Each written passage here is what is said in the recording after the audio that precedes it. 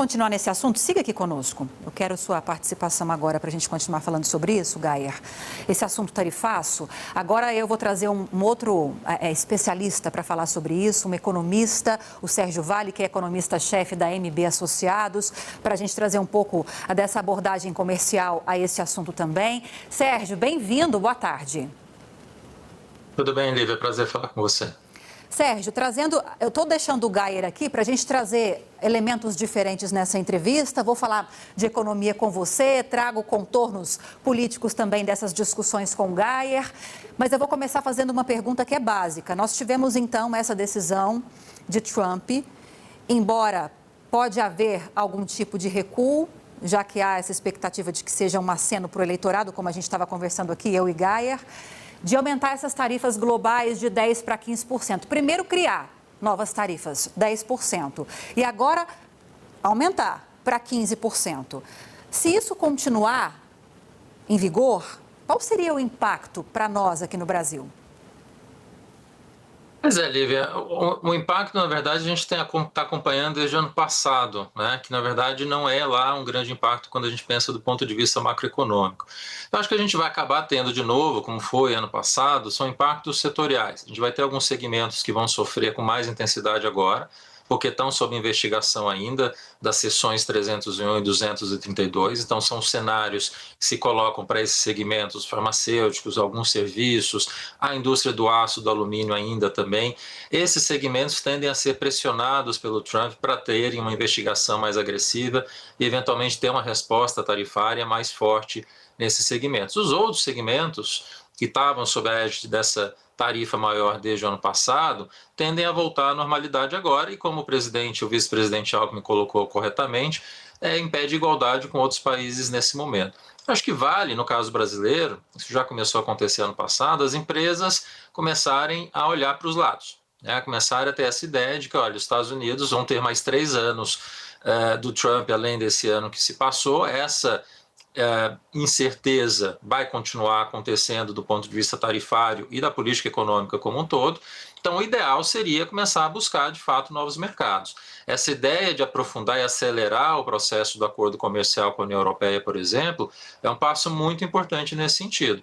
Você fecha as portas ou dificulta o cenário americano de exportação dos produtos brasileiros, você tem que abrir esse espaço com mais intensidade com os europeus, tem que ampliar o espaço de comércio com os chineses também, obviamente não aqui no sentido de exportar esse tipo de produto para a China, mas ampliar a corrente de comércio, exportação e importação cada vez mais com os chineses. Eu acho que esse é o caminho que não só o Brasil, mas na verdade o mundo inteiro começou a fazer ano passado.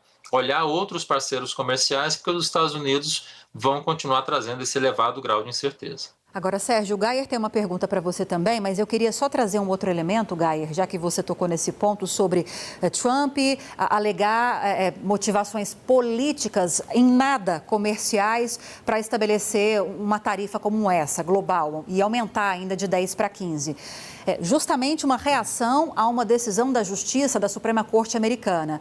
E não foi a primeira vez, é bom a gente lembrar aqui, você vai lembrar melhor do que eu, a primeira vez que ele utiliza argumentos políticos para estabelecer essas tarifas comerciais. As próprias tarifas que foram impostas ao Brasil inicialmente, tarifas na casa de 50%, já somando as tarifas que ele chegou a impor aqui para o Brasil, uma das motivações, e isso declarado até em carta endereçada ao Brasil, era justamente a questão envolvendo a prisão, na época, a prisão provisória do ex-presidente Jair Bolsonaro, que ainda não tinha sido julgado nem condenado no processo no STF de tentativa de golpe de Estado. Então, não é a primeira vez que ele utiliza argumentos políticos para ações comerciais. Não é a primeira vez, provavelmente não vai ser a última, Lívia, porque esse é o próprio modus operandi do presidente americano. Agora, Sérgio, boa tarde para você. Tem uma pergunta que é no seguinte sentido: essa lista de tarifas já vem um pouco mais atenuada, porque existe uma exceção, por exemplo, para carne, exceção para o suco de laranja, para laranja. Quer dizer, parece que Donald Trump, de alguma forma, apesar desse discurso de dobrar a aposta, ele aprendeu algumas lições com a primeira fase do tarifaço, porque a laranja ficou muito mais cara para lá, isso afetou o café da manhã do americano. Então, você entende que, de certa forma, esse tarifaço 2.0, ele está um pouco mais light por conta do impacto que Donald Trump sofreu na sua popularidade? Tudo bem, Gaia. Certamente. Quer dizer, as loucuras que a gente viu o Trump fazer ano passado, com tarifas de 150%, aquela coisa maluca que ele fez no dia da libertação, naquele começo de abril, essas maluquices tarifárias, eu acho que a gente, de fato, tende a não ver mais acontecer. Mas essas tarifas de 10%, 15% temporárias, como a gente tem agora, eventualmente, o que vai sair das investigações, isso provavelmente a gente vai continuar vendo acontecer. E o Trump, como você bem lembrou, sentiu na pele, com a popularidade ano passado, que você taxar produtos que os americanos não conseguem produzir, o impacto inflacionário. A gente viu isso acontecer em boa parte dos produtos brasileiros da agropecuária que foram taxados ano passado. Ele teve que voltar atrás nesse sentido. Agora, o problema do Trump, quando a gente olha os outros setores, especialmente a indústria tradicional, o Trump tem a ideia errada, equivocada, de que você colocar tarifas como agora, você vai reindustrializar os Estados Unidos. Tá? No caso das indústrias, a tendência é o Trump continuar de alguma forma, seja burlando as regras judiciais agora, como ele está fazendo com a seção 122, né, colocando em 15%, ou ampliando o impacto das outras seções que estão sendo utilizadas, as investigações que estão ocorrendo mundo afora, em alguns segmentos industriais, o Trump vai continuar, por conta dessa ideia equivocada de que se taxar a indústria, né, dos produtos importados, você vai conseguir trazer essa indústria para dentro dos Estados Unidos, ele tem essa visão há décadas e muito provavelmente vai continuar fazendo isso. O resultado não vai ser nada do que ele quer. A indústria americana não está aumentando por conta disso. O déficit americano que foi divulgado recentemente de 2025 foi maior ainda do que 2024. Então a gente tem um cenário que o Trump causou incerteza, causou insegurança para as empresas americanas e para os consumidores e não teve nenhum impacto do que ele queria. Só que não adianta. O Trump é uma pessoa que não consegue ver a realidade dos números. Ele tem essa crença, acha que ela é correta e vai seguir com ela. Então a gente precisa estar preparado nos próximos anos para as indústrias tradicionais, especialmente, continuarem sendo atacadas pelo Trump. Porque não adianta mostrar número para ele. A realidade, a racionalidade não funciona com o presidente Trump. E é engraçado, no pior sentido da palavra, Sérgio, porque ele sempre está pressionando o Fed, o Banco Central americano, a baixar a taxa básica de juros por lá, judicializou até a permanência do próprio presidente do Fed, o Jerome Powell, por causa, não só por isso, né, oficialmente, mas a gente sabe que tem isso como pano de fundo também para essa judicialização, críticas à condução da política monetária por lá. E aí a gente está vendo você explicar para nós sobre essa relação com a inflação americana dentro do país, com essas taxações impostas aos produtos que entram nos Estados Unidos.